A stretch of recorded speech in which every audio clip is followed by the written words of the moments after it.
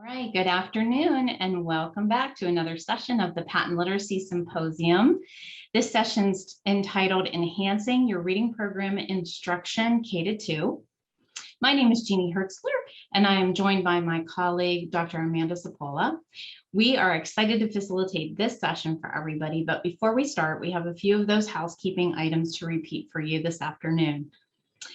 You can access the presenter handouts for this session and her bio at the conference schedule on the patent website, and the link is provided in the chat. Thank you, Amanda. As a reminder, this session will be recorded. It will be about 75 minutes in length, and it will include a 15-minute question and answer session. To access closed captioning, please click on the icon CC Live Transcription on the Zoom control panel. If you would happen to experience any technical difficulties, please go to the technical support guides area above the schedule on the symposium page. And that would be using the same link that Amanda had put in earlier.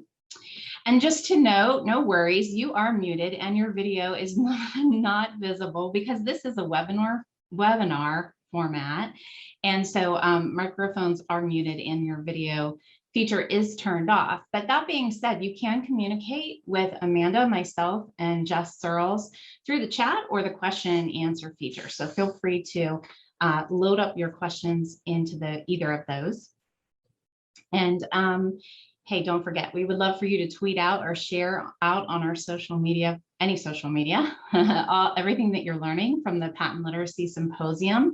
And Amanda has placed that hashtag in the chat for you. So I wish I had a drum roll, but here we go. I am so pleased again to be able to introduce to you our good friend, Jess Surles. Hi, everyone. Good afternoon. Thanks for being here to talk about enhancing your core reading instruction. So if that is the session you are looking for, you're in the right spot. And you should be able to see my screen shared with you with our title slide. So this is Enhancing Your Core Reading Instruction, or ECRI for short. So you'll hear me refer to that quite a bit during our time together this afternoon. As Jeannie said, I'm Jess Surles, and I am with Boston University. So representing ECRI from the Boston side of things today. And as Jeannie also said in her intro, we are keeping an eye on the chat box and the Q&A feature for the webinar. So if you've got any questions or comments because we're going through today, feel free to drop those in the chat box or in the Q&A section. We're all watching as hosts on all of those platforms and kind of streaming in for both of those places. So feel free to drop in any questions you have and we'll get to them as we go through our time together today. So I'll go ahead and click over to advance my slide. This is just a reminder that with ECRI, it is copyright information. So anything that's covered in this presentation or ECRI materials is all property of University of Oregon and also Boston University soon. So just reminding you that that is copyrighted information. Before we get started, and only the hosts and panelists will be able to see these responses, but really just would love to get a gauge for who is here today. So put your state, if you're from the US or if you're representing internationally, we would love to know that too. And then what your role is in your school or your district or the state that you're representing. So this is fun. We've got people from all over the place. We've got some from Colorado, from Pennsylvania, from DC, from Ontario, Mexico City, Texas, Virginia, Missouri, Pennsylvania, and then a wide variety of positions. So we have literacy consultants and school leaders. We've got some literacy teachers, some instructional coaches, kindergarten teachers, somebody from Iowa, subs. Yay, that's awesome. Thanks for being here. That's super important position that often is not part of professional development. So thank you for being here. Nice. New York. Lots and lots of representation from Pennsylvania, which I would expect since it's a patent-led symposium. Great. Thank you for sharing those. And they're continuing to trickle in. I see one from Fort Mill, South Carolina. I am in Oregon now, but I'm originally from North Carolina, from Charlotte. So Fort Mill's not too far from my hometown. Great. Thank you for sharing that. It's always nice to see who's represented and kind of the audience for today. So looking for session goals. By the end of the session, really having you as the participants to understand how using teaching routines can enhance your current core program, and then how aligning Tier 1 and Tier 2 reading instruction can lead to higher student outcomes. So how can we enhance that core reading instruction? What do we mean by that? Our goal with these enhancements through ECRI is really taking the core reading program or your core reading product, likely is got folks that use Journeys and Wonders and Into Reading and all different core reading programs, taking whatever your core reading program is and making it more effective by adding instructional enhancements. So what do we mean by that? How do we enhance instruction that we have in our core program? And that's really what we're going to dive into and kind of take some practice time today to really work through. So I'll go ahead and pause here and let you read over this quote, and then we'll move into the rest of our presentation, really thinking about what words stand out to you. And again, if you have words that stick out to you, feel free to drop that in that Q&A section too, or in your chat box, and I'll be able to see it as a panelist. So go ahead and I'll pause and stop talking and let you read over that quote.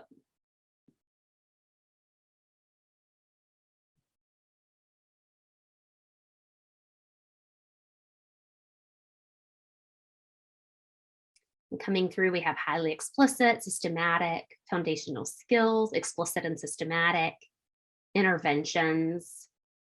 Lots of explicit and systematic are coming through my chat box that is popping out to you all. Vocabulary and comprehension, writing. At-risk students, absolutely. Foundational skills, great.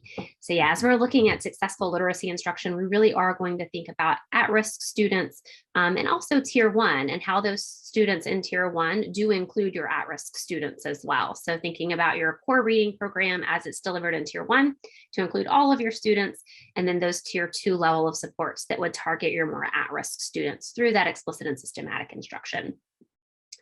So looking at how do we align intervention for at-risk readers with core instruction. So looking at Tier 1, really thinking about prioritized content and teaching routines that are designed to increase the quality of explicit instruction in Tier 1. And then adding with that Tier 2 that's aligned to your Tier 1 instruction. So in the ECRI model that I'll share with you today, it's really designed to have your Tier 2 students receive a pre-teach of Tier 1 content. So your students who are at most risk for reading difficulties, those in the service being served in that Tier 2 model, are receiving a pre-teach and are kind of front-loaded for what's coming in Tier 1 to boost their interaction and boost their opportunities to respond and boost their engagement in that Tier 1 instruction. And then together with that and professional development and coaching, to really focus in on shoring up your instructional practices in Tier 1 and Tier 2. All of that together is enhanced core reading instruction. So the development doesn't happen without some coaching and some support and some resources dedicated to really building out your professional learning outcomes and goals in your building, and also paralleling that with that Tier 1 and Tier 2 instruction. So next one is looking at, yep, I'm going to pause there because I see something coming through in the chat. Yeah, so sorry. Folks are having trouble seeing the slides. We tried to pin you. I think that might have messed things up. So if folks would just navigate to the little view icon, you can change your view so that you can see. They're saying that the slides are small, but I don't know why that would be. So on my screen, there's a little view icon in the upper right-hand corner. If I click on that, it gives me some choices. Let's see. If I do this, let's see what folks say. Can you just give me some feedback in the chat? I see a lot that say theirs is totally fine. Yeah, so if you're continuing to have a problem with your view, maybe try adjusting the view on your end. Okay, and that may fix your problem. I'm so sorry to interrupt you, Jess. Yeah. I just wanted folks to be able to see what you were presenting. Yeah, no problem at all. Yeah, and thanks to some folks are chiming in as far as like helping. So if there's a center bar on your screen, you can drag it over and kind of make the proportions different on your screen too. There's some feedback coming in the chat box, but I know not all of you can see that feedback in there. So looking at your explicit and systematic instruction and kind of looking at what is that? What do we mean when we say explicit and systematic instruction? So explicit is really thinking about stating things clearly in detail, no room for confusion or doubt. Systematic is having, showing, or involving a system, a method, or a plan. And instruction is the act or the practice or the art of teaching, the part of you that you bring to it through that instructional delivery in your classrooms. So explicit and systematic instruction, just to sum that up, is teaching using a clear and detailed plan or method that will leave no room for confusion or doubt. So being very clear with your students, giving them models, giving them really quick, short to the point explanations, letting them have multiple times to practice, and then providing corrective feedback as necessary. So what does the research say? The research suggests that explicit instruction is teaching critical skills and concepts in the most effective and efficient manner possible. And that's through the use of clear language, demonstration of reading skills and concepts, guided and independent practice opportunities, and timely and specific academic feedback to students. So thinking about instructional enhancements, part one is really looking at prioritizing content. So how do we really hone in on those big ideas of reading instruction through ECRI or enhanced core reading instruction? We're prioritizing content such as irregular word reading, phonemic awareness, sound spelling introduction and practice, blending sounds, regular word reading, reading in connected text with fluency and accuracy, encoding, and then vocabulary and comprehension. So we'll look at a couple of routines that will really hone in on a few of these skills. If you were looking at ECRI as a whole kind of package deal, it would include all of these routines and enhancements for the core program that you're using. So then looking at your next piece is deliberate and frequent student practice by delivering a foundation skills lesson daily. So thinking about kindergarten through second grade content in your tier 1 and tier 2 setting, delivering frequent practice for students through all of these foundational skills. So students are getting lots and lots and lots and lots of practice as they're moving through all of their decoding and encoding work. So you'll notice in the example that I'll show in just a little bit, students are doing most of the talking, students are doing most of the responding, students are doing most of the practice during that foundational skills time. And it really is for about 15 minutes a day with your part of your foundational reading skills. The other 15 minutes that ECRI kind of takes up in the tier 1 and tier 2 time is really having students spend time in text. So looking at accuracy and fluency practice and encoding to make that reading and writing connection. So lots and lots of time in that decodable text for students to become accurate and fluent readers and sound and feel like a fluent reader as they're reading decodable text every day. So spending a significant amount of time of your 30-minute chunk reading and rereading that decodable text to help students build fluency. And then also kind of in this ECRI model, we do have routines specific to kindergarten, to first grade, and to second grade. So in these slides here, it's just highlighting what you would be teaching out of your foundational skills component and which routine would be used to teach each of those components. So for example, in the kindergarten lesson overview, looking at the beginning of the lesson at the top would be a regular word reading, and then you would progress through the skills for decoding in that green triangle. So students would start with phoneme blending in kindergarten, work their way through sound spelling cards, blending using a continuous blending. We're going to practice that routine today. And then regular word reading before they read their decodable text for accuracy and fluency. And then students in kindergarten would practice phoneme segmentation and dictation to really support that reading and writing connection. So then the next one here is looking at grade 1. So you'll see some of those routines changed just a little bit from the kindergarten routines. Different blending routines are here. So sound by sound and spelling and focus multisyllabic. And then grade 2. They're moving away from beginning routines and continuous blending and moving into some spelling focused and multisyllabic words, reading bigger words, in the end of first grade and beginning of second grade, getting students really poised to be able to read those more complex words as they move into the upper grades. And then looking at your routines across grade levels. They're changing and shifting based on what students are learning during that time. So instructional enhancements part 3 is using explicit teaching routines to increase the quality of systematic instruction. So that's really how using those routines is how we're going to provide deliberate and frequent practice opportunities for students. So each routine that was on the slides prior is to teach a specific skill to students in a very explicit and systematic way. Starts with sounds and phoneme blending, moves through sounds practice, builds to words, and then builds to sentences, and then your decodable text. So moving from that more simple to more complex through the lesson progression with ECRI. So we'll look at a context of letter name routine, and I'll just kind of pull it apart and show you where these pieces of explicit instruction are embedded into each routine.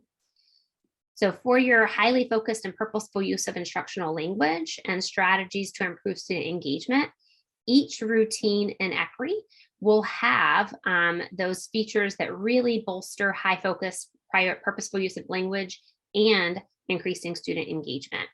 So the first piece here is a clear learning objective. So each routine to teach each skill for foundational skills includes an explanation. And it's just very short, very sweet, very to the point. We're going to practice saying letter names. So we're giving a really clear short learning target to students before each routine begins. Increase modeling of key content. So each routine, as students are learning these routines, starts with a model. I'll show you how to do the first 2. Or I'll show you how to do the first 1. So we're modeling for students exactly what we are asking them to complete for the task at hand. And then increased opportunities for practice. So as soon as I've given my turn, then it's your turn. So students are going to get multiple opportunities to practice the skill that we're working on for that particular part of the lesson. So they'll get lots of student practice for letter sounds and lots of student practice for blending and lots of student practice for regular word reading with all students correlate responding. So all students are getting a practice opportunity. The way we do that is through a clear signal. So when students are practicing, we as the teacher are signaling them when it's their turn to respond. The idea is that all students are responding. I'm not who can tell me, I'm not raise your hand if you know. Everyone's getting the chance to think. Everyone's getting a chance to respond. So in your routine, and we'll kind of pick through these as we're going through our time together today, and the sample routines we'll look at.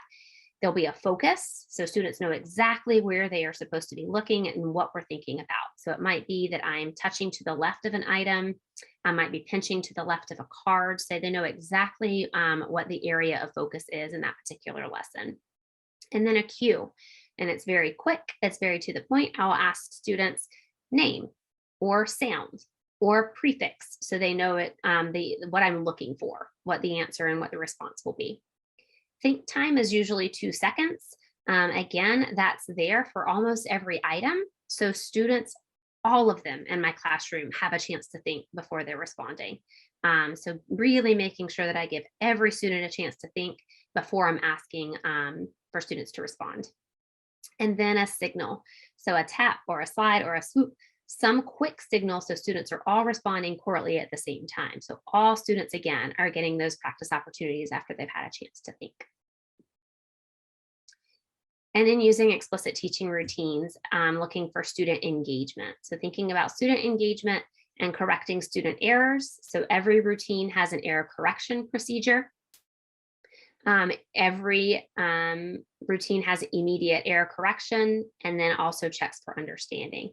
So after students have a chance to practice all together, we just check in with a couple of students after each routine to make sure that they have kind of the concept at hand before we move to the next routine.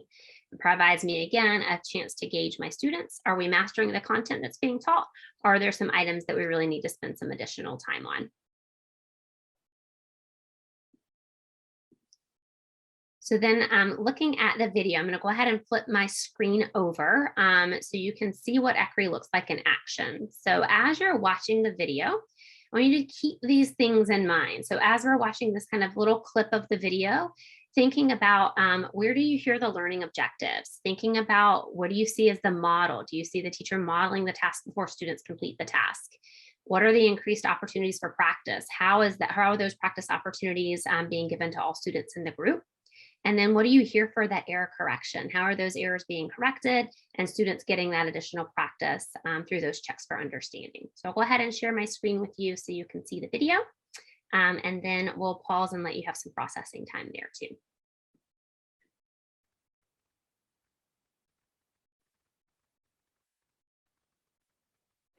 To give us Nice job. Zoe is sitting up to the table. She's not talking. She doesn't have her hand on the post-it note, so she's ready to learn. My turn. Word do. Your turn. Word do. Spell do. D-O. Word Do. wait until I slide, which Heidi did a nice job of waiting until I slid. My turn. Word do. Your turn. Word Do. spell do. D-O. Word Do. my turn. Word me. Your turn. Word Me. spell me. M-E. Word Me. my turn. Word my. Your turn. Word My. spell my. M-Y. Word My. my turn. Word for. Your turn. Word For. spell for. F-O-R. Word For. such a nice job. Everybody responded right when I signaled. When I point to the left of the word, figure out the word in your head. When I slide my hand underneath the word, you'll read the word. My turn. Let me show you how. Word do. Word me. Your turn. Word. Do. Oh, wait till I slide. Word. Do. Wait till I slide. Word. Do. Word. My. My turn. Word me. Your turn. Word Me. spell me. M-E. Word. Word. Do. Everybody say it together. Word. Wait till I slide. Word. Do. Wait till I slide. Word. Do. Word. Me. Word. My. Word. For. Word. Oh, wait till I slide. Word. Said. Nice job, Zoe and Heidi, waiting until I slide. Word. Said. Word. Do. Word. My. Word. Me. Word. Me. Word. My. Word. You. Word.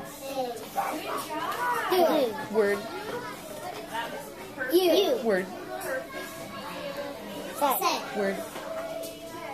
For. Word. My. Oh my gosh, you guys all waited until I slid my hand. Individual turns. Word. Heidi. My. Word. Everybody better be ready to read the word. Word. Taya. Me. Good. Word. K. Zoe. My. You. Oh, good job. You guys all I waited just and caught did it. myself. You just caught yourself. Now, So that what part would be irregular word reading. So thinking about, again, that focus, that cue, that think time, that signal. Her finger was to the left for the focus. Her cue there was word. She had a 2-second think time and slid her finger for all students to respond. So this was in a small group and you could hear all 3 students respond at the same time. It's delivered the same way in whole group, and all of your students in your whole group would respond on that slide as well. I'll go ahead and fast forward a little bit through this so you can see some other parts of the lesson, and then I'm going to have you practice a few things with us. And I do see quite a few questions coming through around slides. I can't provide the slides because of copyright issues, unfortunately, but they will be posted, and this webinar will be posted on YouTube once everybody at the conference has convened and everything's done. And then also I'll show you some resources on the University of Oregon's Marketplace website if you are interested in finding out more about ECRI as we kind of bring things in for a landing with our time together today. So I did want to get those answered. I keep seeing those kind of coming through. So thanks for those questions. And I will show you some additional places that you can get resources and find out more if you'd like to. All right, I'm gonna go ahead and fast forward this a little bit so you can get through to another part of the lesson so you can see a different section of the foundational skills part. Here we go. clear voice on everyone. Pigs. Pigs. Oh, nice job of using clear voices, you two as well. Individual turns. Heidi, yak. Yeah. Taya, hen. Oops. Let me give you another one so that you can blend it. G.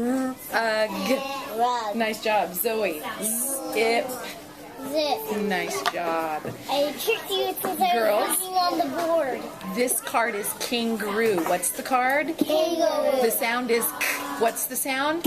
The spelling is K. What's the spelling? K. Now I want you guys to do it when I tap. You'll respond. Card, Kangaroo. sound, spelling. K. Nice job. It's our new one this week. Let me get this one out. Let's do our sounds. When I touch to the left, figure out the sound in your head. When I tap underneath, you'll say the sound. So I'll pause it there. There again, you saw that quick explanation. You'll see her model. And then again, that focus, that cue, that think time and signal. So as she's going through a couple of rows of this, and I'll let you watch a couple of rows of the sounds practice. Pay attention to that focus, that touching to the left. The sound is her cue.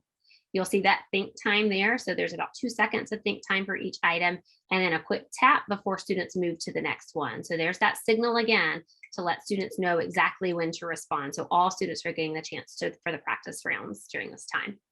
My turn. Sound, sound, your turn. Sound, wait till I tap. Sound, sound, wait till I tap. Sound, sound, sound, sound, sound. The sound is D. What's the sound? D. Sound. Wait till I tap. Sound, sound, Yeah. sound, sound, sound, sound, sound, sound, sound, sound, Yeah. sound, Yeah. sound. Pause there.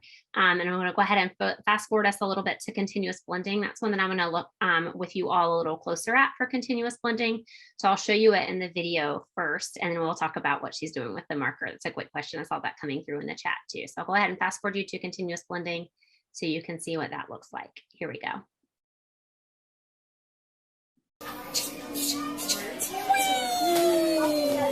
Nice job. Let's blend. I am going to say blend, and I'm going to point underneath the letters, and you're going to say the sound. Remember, we're not going to stop between the sounds. My turn. I'm going to show you how to do it. Blend, can, word, can. Your turn. Blend. Oh, you're not going to stop between the sounds. Do it with me. Blend. Can, word, can. Do it again. Blend. Word? Can. Nice job, Taya. You did a good job of not stopping between the sounds. Blend. Oh, we're going to hook it together. Blend. Let's do that again. Blend. Help. Word? Help. Your turn. Blend. Help. Word? Help. Blend. What I'm pointing to. Okay, let's do that again. Blend. Word? The sound is B. What's the sound? B. Let's blend that one again. Blend. Word? Blend. Word? Nice job. Blend. Everybody should be holding that. Word? Blend. We're going to hook it together. It sounds like, wait just a minute, stop. We're going to hook it together like this. Top. You guys try that. Blend. Top. Word? Top. Nice job. Every one of you did a nice job of hooking that. Now it's your turn. You guys do it by yourself. Blend. Oh, if you count the dots, you don't get the Post-it note. Okay? Eyes up here. Blend. Look up here. Blend. Oh, remember, whoops, stop. Let's do that again. You guys know how to do it. We're going to hook that together. You ready? Blend. Top. Blend. Word. Pin. Blend. This one's a hook. You ready? Blend. But. I'll pause there. So looking at that continuous blending, really working on students keeping their sounds going. So you could see her using lots of scaffolds there, modeling sounds, having them hook those stop sounds, the kind of short puff of air sounds to those vowels to help them keep those sounds going and attach those letters to one another to be able to read that word. So I'll pause there. I do have a couple of questions that have come through the chat. One was asking about what's she doing with that marker.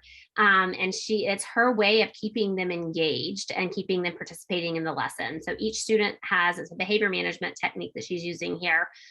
Each student has a sticky note, and she's just putting a dot on a sticky note and attaching that dot to really meaningful feedback. So if their eyes are on the book and they're engaged in the lesson, that she tells them what they're doing and gives them a dot. Here they hooked that letter like she had asked them to do. So there's a dot on the sticky note for that. So, and you could see her kind of going back to if she had asked a student to do something differently to get engaged in the lesson. As soon as that student did it, she put the dot on the sticky note and told the student specifically that positive, direct feedback to really keep them hooked into the lesson and engaged in the lesson. So that's what the dots on the sticky notes are. There's nothing but dots on a sticky note. I used this strategy when I was teaching this several years ago in a tier 2 setting, and my students started like wallpapering their cubbies with their dots on a sticky note because they're meaningful. They earned those dots and they know exactly what they earned them for. So just thinking through really quick, easy management and really keeping them encouraged to be engaged in the lesson. So that's the dots.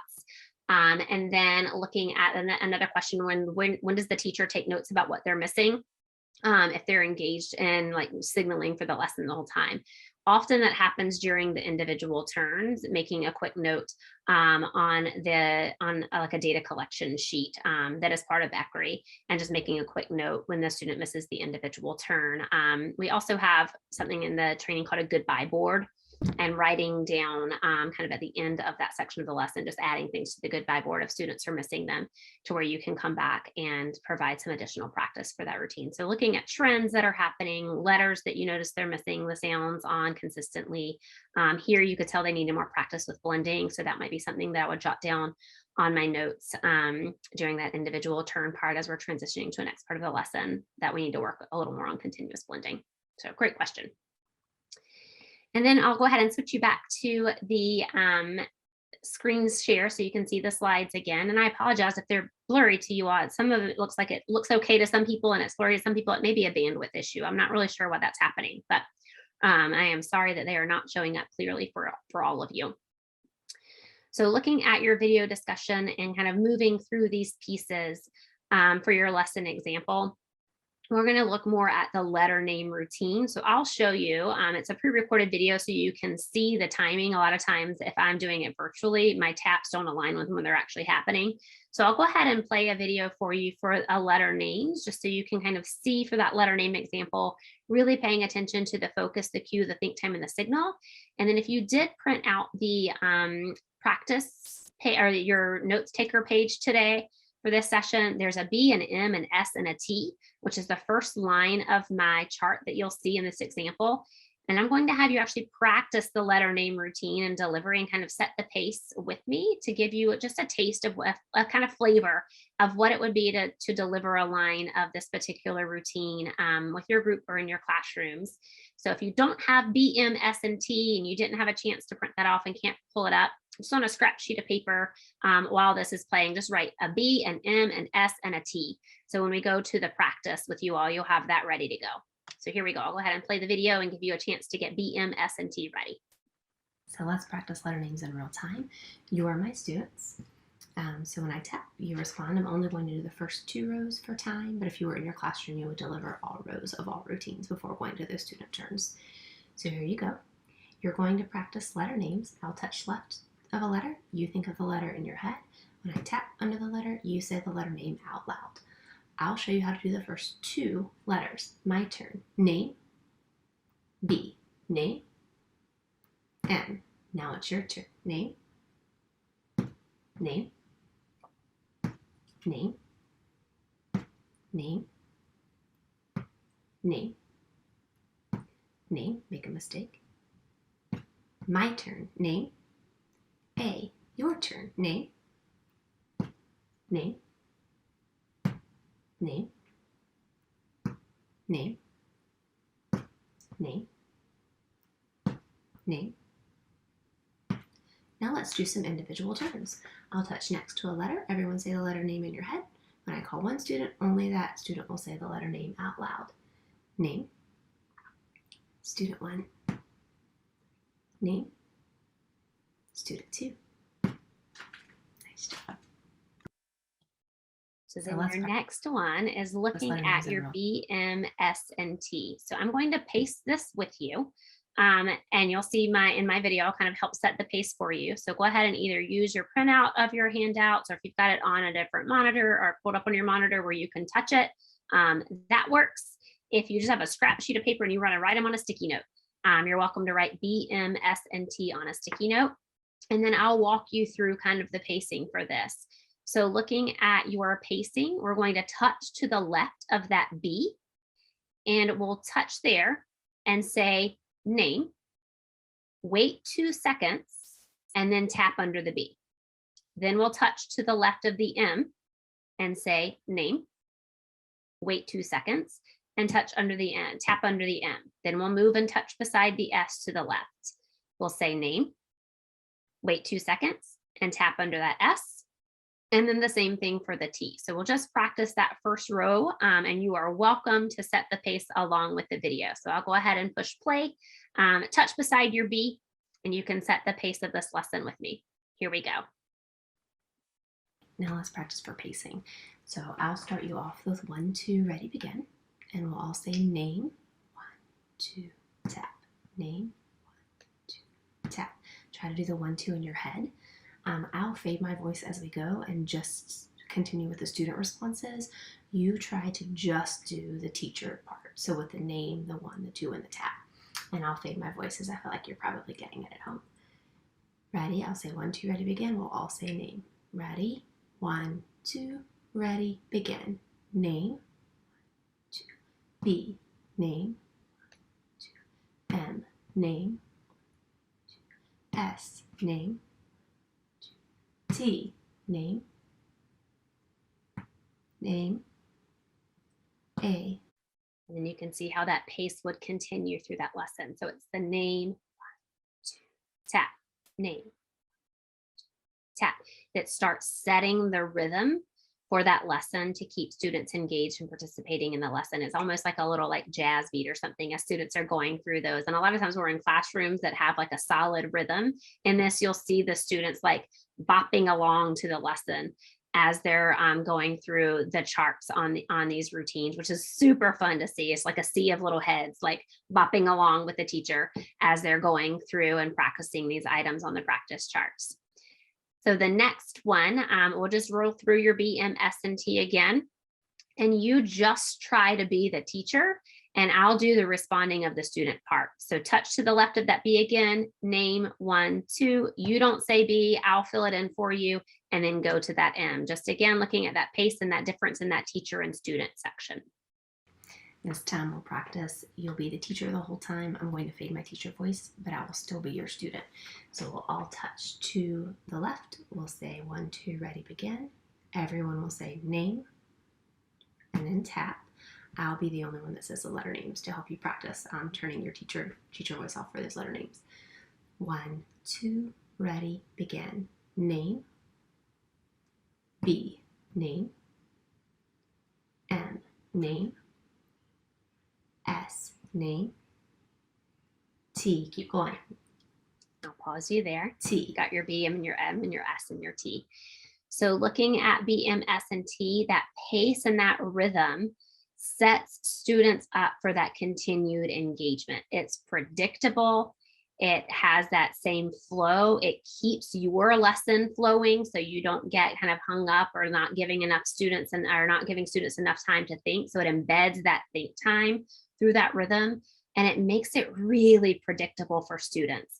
So I'm giving 2 seconds of think time for each of those items. So students get into kind of the beat of the lesson, and they're responding on that kind of lesson beat. And it's really interesting when you go into classrooms and that flow and that pace and that rhythm is there. Students are engaged and they're going along with the lesson. As soon as that think time either disappears or gets inconsistent, so it's like name, think time, 1 second, tap, name, think time, 4 seconds, tap, name, think time, no seconds, tap. Students aren't quite sure when they should be responding and when they should not be responding. So the engagement drops dramatically when that pace and that rhythm is not that flow of the lesson. So that pace that you're hearing through that think time and the tapping and that cue of the name is really important part of getting students engaged and keeping them engaged in that lesson as they go through those practice opportunities. So here's a quote again, looking at reading problems really being prevented if students are trained in letter sound skills and phonological awareness starting in kindergarten. So thinking about neurological and genetic basis for reading difficulties, and there is kind of a neurological base to a lot of learning difficulties, but often because phonological awareness difficulties have a genetic basis, but we can, despite that neurological developmental origin, those difficulties are preventable and correctable through explicit and systematic instruction for students. So another section here that really works on that phonological awareness component is thinking about the umbrella of phonological awareness and the different areas of phonological awareness. So looking at word level phonological awareness, knowing, like hearing different words and sentences at that word level, the syllable level, so being able to clap the syllables in words as part of phonological awareness, onset and rhyme, so hearing what's before the vowel and then what's after the vowel and after, so k, at, and being able to hear those two parts in a word.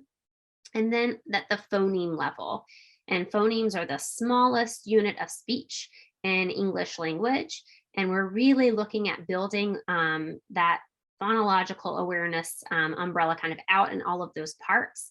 ECRI really focuses on the phoneme level. So it's not that the other parts aren't important. You would teach those through your core reading program, but your phoneme level is really, really closely aligned to being able to say the sounds in each word and read the word, as well as break the sounds apart to be able to spell and encode or write the word. So ECRI really does spend quite a bit of time enhancing phonemic awareness in kindergarten and first grade. So what does that mean when we're enhancing phonological or the phonemic awareness? The ability to manipulate or hear and manipulate single units of speech and spoken words. Phoneme blending and phoneme segmentation are two of the most critical forms of phonological awareness instruction because of their close link to reading and encoding and being able to hear the sounds in isolation to encode, and then also blend those sounds together to read the words. So phoneme segmentation practice, I'll show you an example of what this would look like in ECRI. So you'll be able to see, again, my focus is going to be my hand. The cue, you'll hear me give a word. And then there's not a lot of think time, because giving think time in this actually makes it a little more difficult because it's all auditory. Students wouldn't see the letters in a phonemic awareness activity. So you won't see a lot of think time here. That would actually make this harder for students. And then you'll see my finger come up, and every time a finger comes up is a signal for students to say another sound in the word that I've given them. So I'll go ahead and play this for you so you can see that and how that is enhanced through ECRI. Phoneme segmentation, you're my students. You'll see my fingers come up from left to right. In your point of view, it's right to left to me. So I have to hold up my fingers opposite you. So you're going to practice saying the sounds and words. When I hold up a finger, you say the sound and the word. I'll show you how to do the first one. My turn, hit, it. Your turn, swam, hit. Make a mistake, jack. My turn, jack, j, ack. Your turn, jack. Hit. Though. Let's do some individual turns. I'll call one student, only that student will say the sounds in the word. Student 1, hit. Student 2, jack.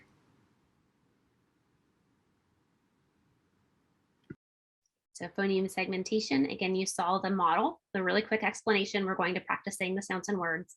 The model, so students would know exactly what that looked like when that task was completed. And then lots of time for students to practice. So again, instead of saying, who can tell me the sounds in swam? All students are saying the sounds in swam as I hold up my fingers. Same for Jack. All students are saying the sounds in Jack instead of it being one student. Jeannie, tell me the sounds in Jack, right? We're all doing those practice opportunities, and then it loops back around for error correction when a mistake was made on Jack. So it was presented again. Students had an opportunity to practice that word again after taking a little short break from it to make sure the error correction stuck. And then they had that individual turns at the end where I could make notes if students were having trouble with that during those individual turns, jotting that down. So I know that they need more practice with that section. So next part, and I did see a note about filling in the blank in your handout. So here is one of those blanks. Unitization, right under your phoneme segmenting routine. Unitization is a critical development process in word reading development.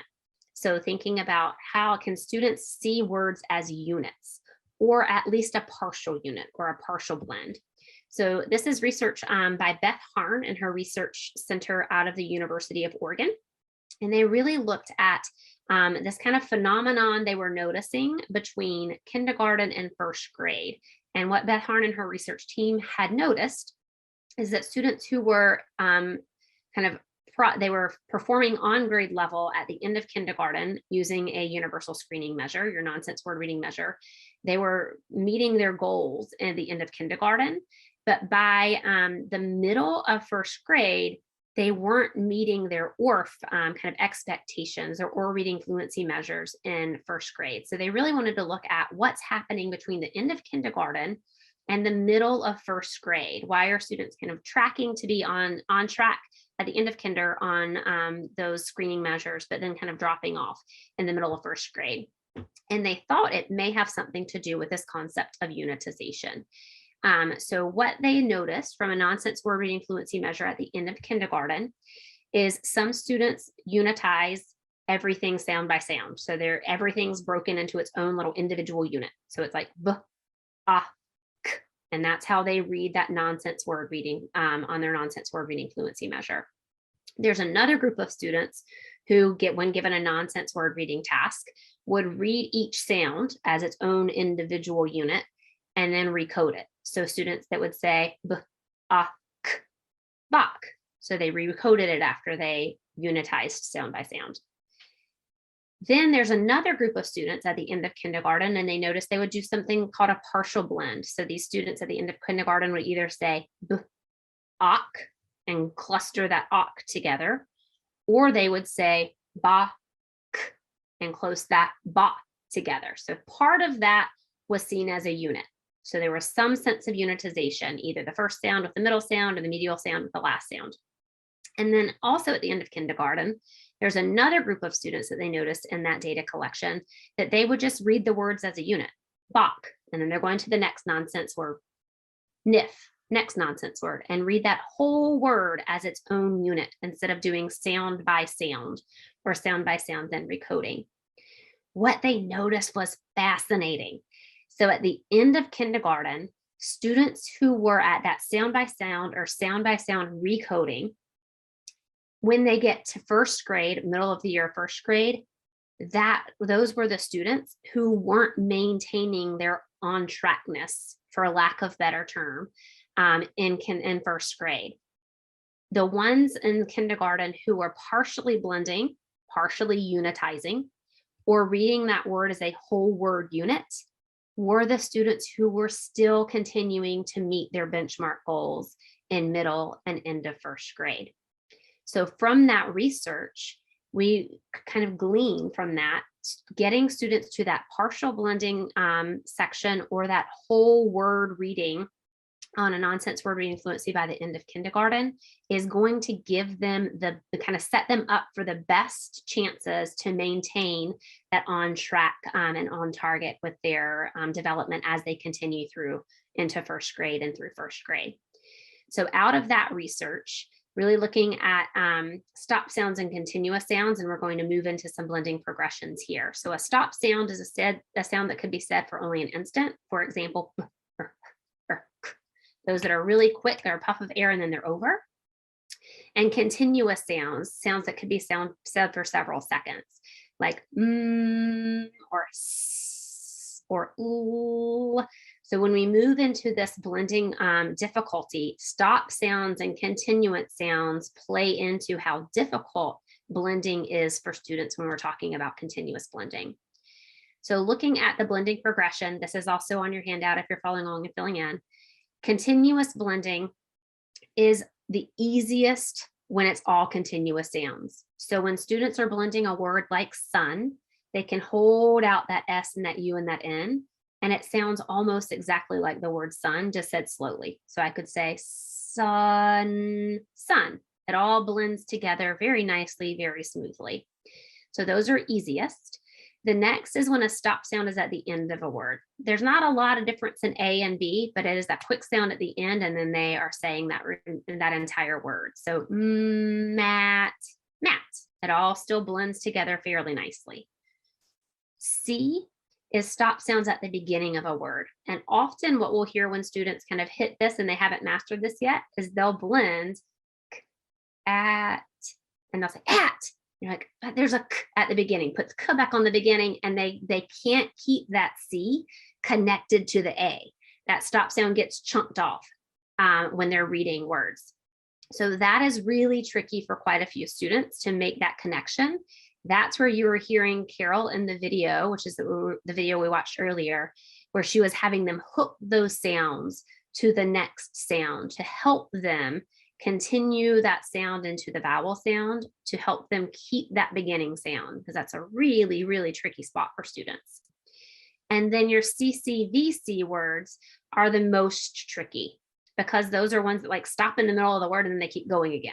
So you have stop, and sometimes students will say op, and you're like, no, but there was an ST, right? But they're not hearing that. Their phonological part of their brain that's connecting all those things together and making those connections meaningful haven't gotten that T has to be connected to the O, and it all just flows together to be a word.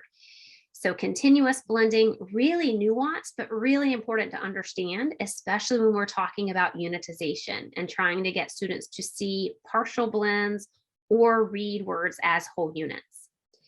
Second is sound by sound blending.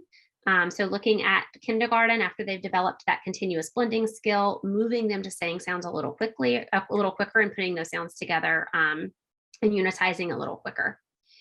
And then spelling focused, leading into multisyllabic. And that multisyllabic routine is really teaching students to read words that have more than one syllable. And this is, as a fourth grade teacher for several years, one of those routines that like I noticed in fourth grade.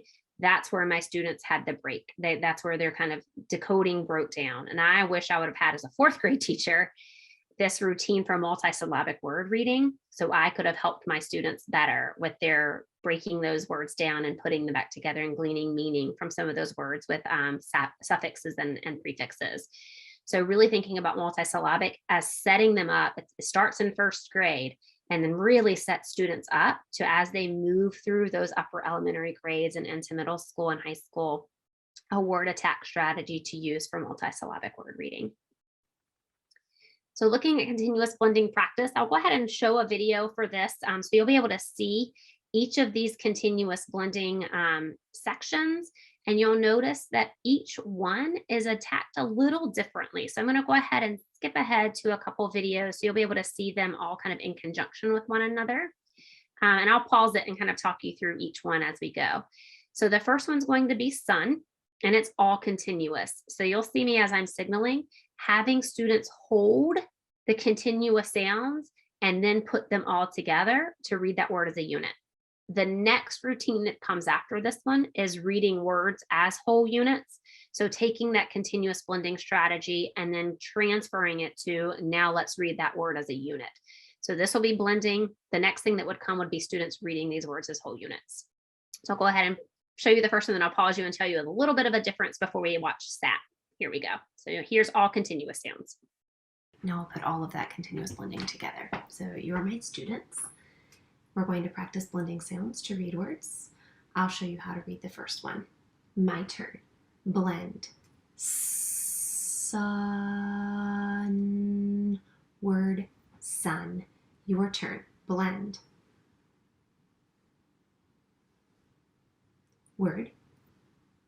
Blend. Okay, so I'm gonna pause it here. You'll see a little bit of a difference on mat because that, or sat, because that sat, that has a T at the end, which is a stop sound. I can only say it for an instant. If I hold it, it would be ta, and T doesn't say ta. If we say ta, we're adding a schwa sound, which makes it really hard for students to like then take the schwa off and read it how they should read it. So you'll see a really quick visit to that T for students to say t, because it's the stop sound. Then I'll move my finger to the beginning of that word and have them read that word as a unit. So here we go. Here's sat.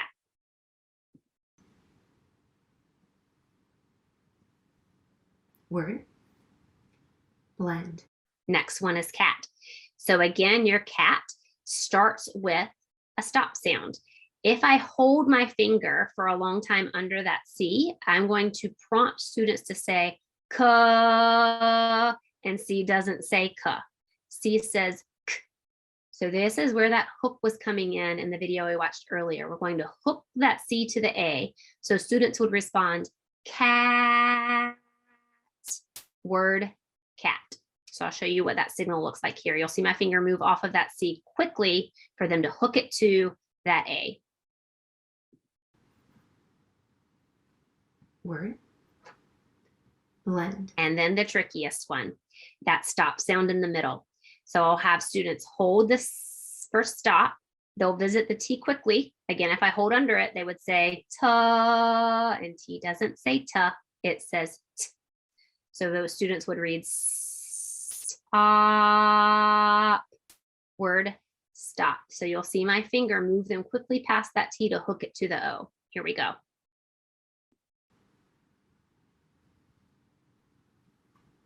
Word. Now let's do some individual turns. I'll touch next to a word. Think of the word in your head. I'll call one student and only that student will read the word out loud. Word. Student 1. Word. Student 2. So thinking on that continuous blending, that blending progression. And if you're noticing, I see a couple things coming through in the chat box for students who may be having trouble with some continuous blending. Starting, if you've got students in your classroom, even in first grade, if you have students at the beginning of first grade next year who are having a hard time with blending at the beginning of the year, pull them back to words with all continuous sounds and give them some practice time with all continuous sounds using some of that continuous blending strategy of holding those sounds and putting those sounds together before you move to stop sounds at the beginning of words. I had a group of first graders that we moved back in the blending progression and went back to all continuous sounds. And within a few days, they had mastered words with all continuous sounds at the beginning, and we were able to move through that progression to get them closer to functioning and reading words on a first grade level. So sometimes just a quick revisit of moving back in that blending progression will give your students a chance to really build some solid skills around words with all continuous sounds before we move towards with stop sounds at the beginning, where we often lose students if they haven't mastered all continuous sounds blending yet. So just something to kind of think through for next year as you're starting up with students. Where are they in that progression? And is there a need to kind of move back in that progression, practicing all continuous sound words first before introducing that stop sound at the beginning of words? So here's your question about looking at how it aligns with Tier 1 and Tier 2 reading instruction, which is what a couple of the questions have been around through the chat box and the Q&A. So looking at an example of an ECRI-aligned lesson, this is aligned to a core program that we have available through Marketplace, which I'll show you in just a few minutes. And you'll see how this kind of follows that triangle that we worked through at the beginning of the time together today. So every lesson would start with a regular word reading and having students practice their regular word reading. In kindergarten and first grade, they would go to phoneme blending. Then there's sound spelling cards, which are part of the core reading program, and ECRI aligns to whatever sound spelling cards are being used in the core reading program that you're using in your building. Then they move into sound spelling review to practice those sounds that are focused on for the week, plus some judicious review of sounds they've heard before and practiced before in previous lessons, practicing those sounds in isolation, then putting those sounds into words using a blending strategy, then reading those words as whole units. So thinking about moving and trying to get students to move through that unitization process. There was a question around that unitization process and students who were maybe not accurate when you move from blending to regular word reading. Sometimes there's a need for a little more scaffolding there for that regular word reading. Often when we put our fingers to the side of a word and we say word and slide our finger for them to read the word, they may not be yet knowing like, oh, what am I supposed to do when I'm supposed to be thinking in that word? So we may have to do something, whisper the sounds as I point under each one. Word, whisper the sounds as I point under the next ones, and having them do a little bit of whispering over before we word, then backing that scaffold off a little bit. So sometimes it's a big jump for students to go from blending and we're all doing it together and we're saying it together. And then like you move to regular word reading and they're not quite sure what to do and how to make that connection. So making that a little more explicit for students can often help there. Giving a little bit of prompting of like what I mean when I say think is that you're saying all these sounds together. Let's whisper them, then we can say them in our head. Then we can read that word without whispering or saying them out loud. So moving through some additional scaffolds there. And then after your reading words in isolation, moving through decodable text that are in your lesson that align with the skill practice for the week. And then phoneme segmentation and dictation, again, aligning that reading with that writing connection through dictation that's aligned with the sound spelling in your core program for the week. And it really does enhance other parts of your core program. So for example, if you've got a core program and it's teaching phonemic awareness, you may be doing the phoneme blending or phoneme segmenting routine in your ECRI lesson to enhance that section of your lesson. High frequency words are often irregular, so a lot of times those are covered in the irregular word reading. And then all of your blending and sounds practice are covered in those blending routines and the sound spelling cards and sound spelling review, along with dictation and decodable text as well. And then looking at aligning. So again, coming back to that tier 1 and tier 2 slide of that pre-teach idea. And there was a question here about what if my 20 of my 24 students are presenting as tier 2, could that pre-teach be done in more of a whole group setting?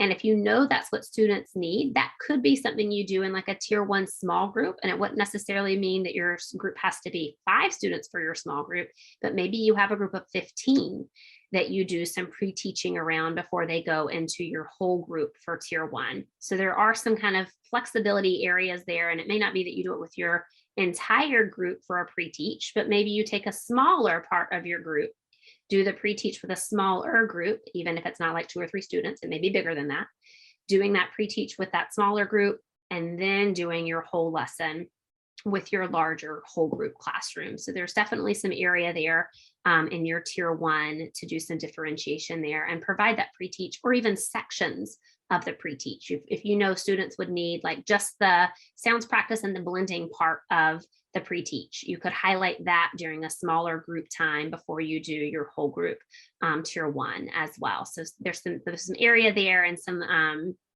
kind of differentiation pieces there during that tier 1 small group that could really enhance your tier 1 whole group through doing that pre-teach in a small group. So we do, as part of the ECRI training and enhancements, look at some recommendations. Really recommend that your whole group instruction is 60 minutes long. One part of that being your foundational skills lesson that's 15 minutes, comprehension of vocabulary covering about 30 minutes of your 90 minutes, and then fluency practice in connected text for another 15 minutes of that whole group time.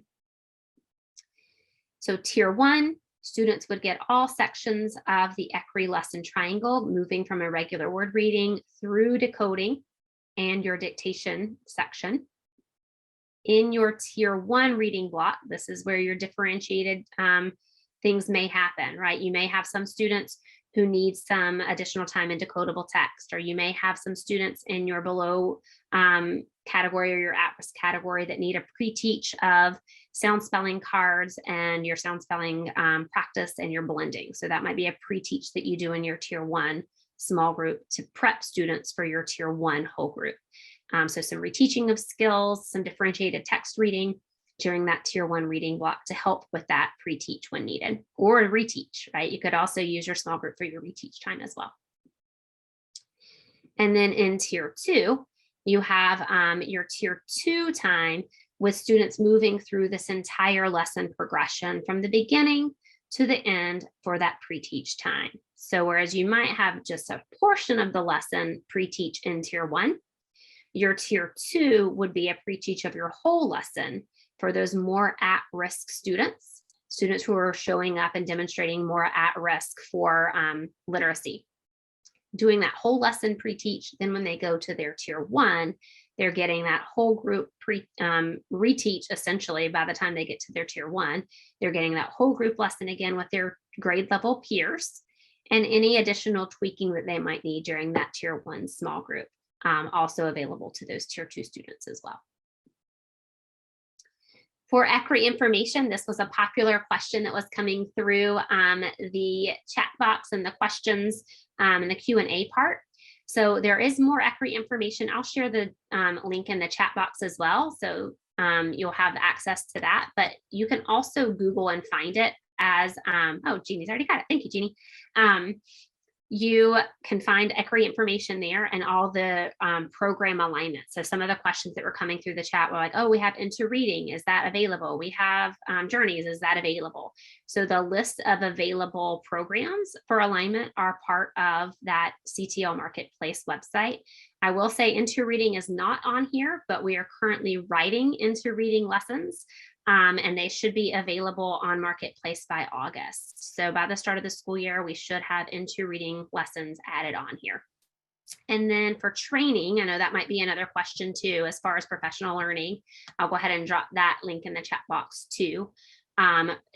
Catapult Learning, or the Institute of Scaling Evidence-Based Instruction, offers 2-day trainings and professional development and coaching around ECRI as well. So I'll drop that link in the chat box. You are welcome to contact them by clicking the contact us to purchase and to really talk through some professional learning opportunities that they can offer around ECRI.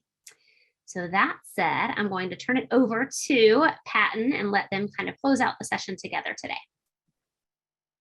Thank you so much, Jess. I think we got most of the questions answered as you were going through the presentation. So I'm glad that most of them were addressed. And thank you for sharing those materials links. People were chomping at the bit, wanting to know more about the materials. So we really appreciate that.